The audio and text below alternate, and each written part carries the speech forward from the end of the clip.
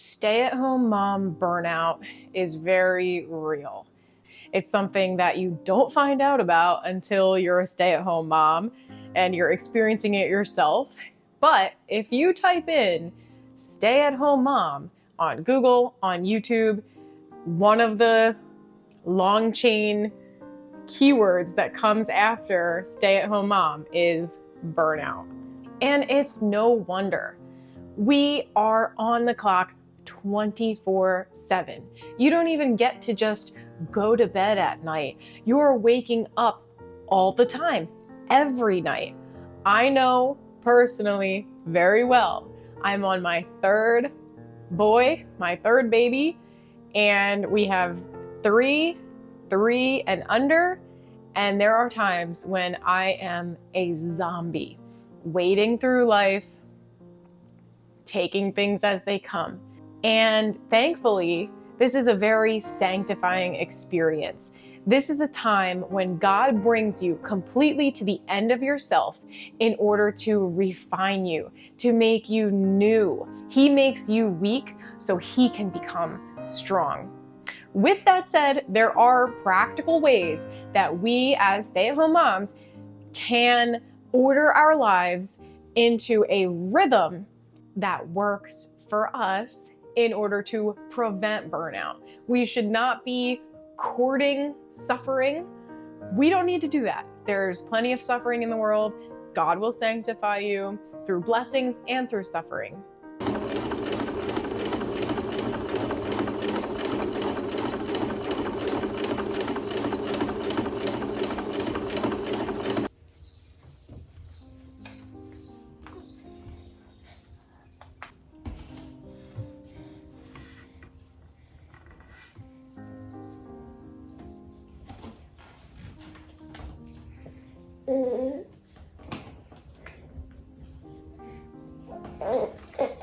So with that said, how do we prevent stay-at-home mom burnout? One of the best ways is through community, through building community.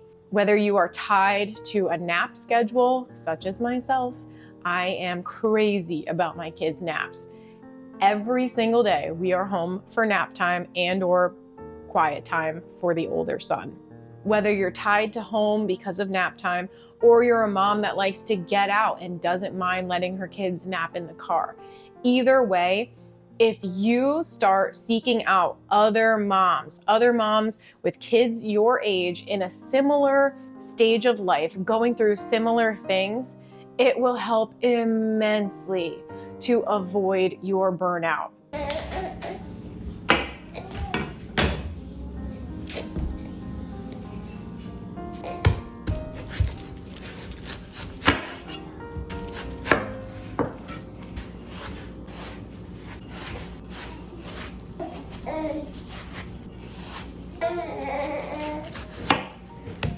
There is a twofold reason for this. One, you as the mom get to talk to other adults. Crazy, right? Crazy. And two, your kids will not need you as much because there will be other kids there for them to play with. Seeking out and building community is not easy, but one of the ways that you can do it is finding a mom's group in your area. Start out slowly, be yourself, and start inviting some women over. Here you're seeing me prepare for a play date with other moms. This is a gift for myself and my family as well as other moms. Moms need to get out of their house, and I need to stay in my house, but I can provide a place for other moms to take as refuge, for other moms to share their gifts. I can create community and avoid stay-at-home mom burnout within my own home. This doesn't mean I don't get out. This doesn't mean I am burning the candle at both ends, trying to make this crazy, fancy indoor picnic. No, I'm just picking a few simple things to serve, such as watermelon, strawberries because they're in season and they're cheap right now, and something that I can cook ahead of time and then the morning of just put in the oven and heat up. In this case, I am making some sourdough crepes with cream cheese filling. These are all things that I can do while my kids are with me. So even in preparing for this event, I get to bring my kids alongside of me in what I'm doing. And this is another huge way that you can prevent stay-at-home mom burnout within your own life. Do what fills you up. Identify those things that fill you up and those things that drain you. Limit both, honestly. You can't only be doing things that fill you up, because necessarily as a mom, as a servant of the Lord Jesus Christ, you are going to need to be pouring out, especially to your kids, especially to your husband. So find those things that fill you up and focus on those things. Bring your kids along with you into those things.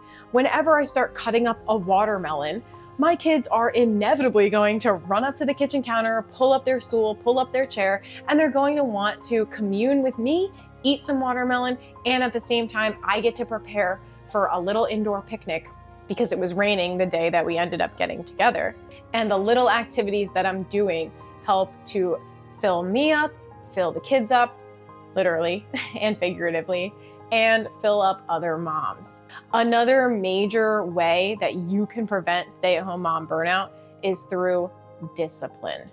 Discipline is not easy. You have to be incredibly disciplined yourself as a mom in order to discipline your children and hold them accountable for their actions, to give them consequences when they do something not quite so savory. But if you are diligent in training up your child in the way that they should go, you will secure for yourself days of peace. It's not always that way, of course. No day is. We are all sinners with a sinful flesh. But when kids know what to expect and what is expected of them, things go a lot more smoothly than when they are constantly testing boundaries. If they are constantly butting up against you, fighting you, talking back, not listening, it is completely exhausting. I would go out of my mind if it were like that all the time. Of course, we have our days, but we love discipline in our household.